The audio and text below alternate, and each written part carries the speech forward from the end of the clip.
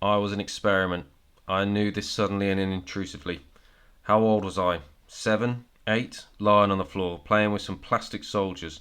I saw the shadow of a hand pass over them. I moved my hand back, and this time I did not so much see the shadow as feel it, as if I was one of the soldiers, and the dark, terrible force of which was ignorance, but had, just then, some imperfect perception, had disturbed the air he breathed. Those soldiers were inanimate. I understood this, yet alive to me. I could and did make them alive, and somehow they, or one of them at least, had become conscious of my life giving my power. The next thing I understood was that I was being watched. I picked up a man with a rifle and slung on his back, about to throw a grenade, his face betraying to knowledge of me. It was intent only of the act of throwing. I replaced him and continued to play studiously as if nothing had changed.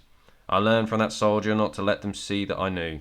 Them, yes, there were several, wherever or whoever they were, and I was their experiment. Years later I would see the film The Truman Show and recognise in its artificial construct something like the world that I had begun to perceive at that moment. But my situation was not an entertainment for millions of viewers, nor would I be able to find an exit, a door out of that atrophies into reality.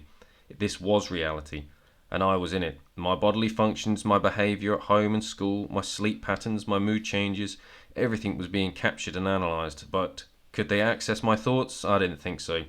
I chose to operate on the basis that they couldn't. And I am an adult now, and I have put away childish things. I have also become so skilled at the game of the bluff, which commenced that day, that I often completely forget about it.